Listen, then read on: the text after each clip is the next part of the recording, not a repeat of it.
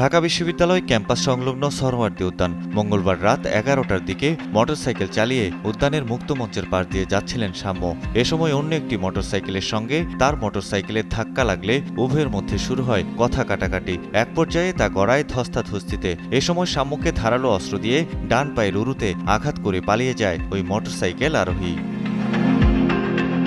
সাম্য হত্যার ঘটনায় গ্রেপ্তার ৩ জনকে শনাক্তের পর সাম্যর বন্ধুরা এই তথ্য জানান। সাম্য হত্যার ঘটনায় রাজধানীর রাজাবাজার ও গ্রিন রোড এলাকা থেকে তামিম হাওলাদার, সম্রাট মল্লিক ও মোহাম্মদ পলাশ সর্দারকে গ্রেপ্তার করেছে পুলিশ। তদন্ত সংশ্লিষ্টরা জানান, গ্রেপ্তার ৩ জনই বহিরাগত।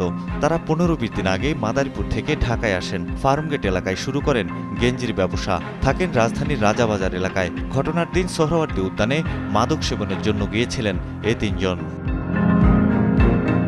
সাম্য হত্যার ঘটনায় ফুঁসে উঠেছে ঢাকা বিশ্ববিদ্যালয় ক্যাম্পাস। বুধবার ক্যাম্পাসের বিভিন্ন স্থানে প্রতিবাদ, বিক্ষোভ মিছিল ও মানববন্ধন করে শিক্ষার্থীরা। স্বরাষ্ট্র উপদেষ্টা, বিশ্ববিদ্যালয়ের উপাচার্য ও প্রক্টরের পদত্যাগ দাবি করেছে ছাত্রদল।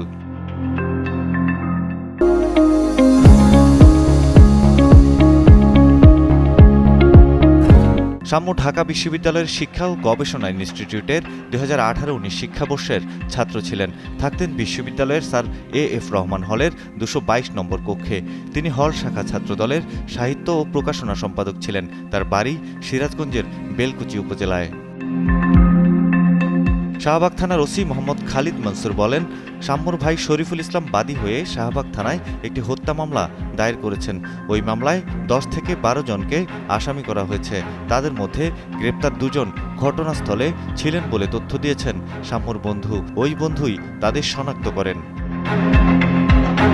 এদিকে ঘটনার পর বিশ্ববিদ্যালয়ের নিরাপত্তার স্বার্থে বেশ কিছু গুরুত্বপূর্ণ সিদ্ধান্ত নেওয়া হয়েছে। রাজু ভাস্কর্যের পেছনের গেটটি বন্ধ করে দেওয়ার কথা জানায় কর্তৃপক্ষ। পাশাপাশি সোহরাওয়ার্দী উদ্যানে সিসিটিভি ক্যামেরা স্থাপন করে রমনা পার্কের মতো একটি স্মার্ট পার্ক হিসেবে গড়ে তোলার কথা জানায় ঢাবি প্রশাসন।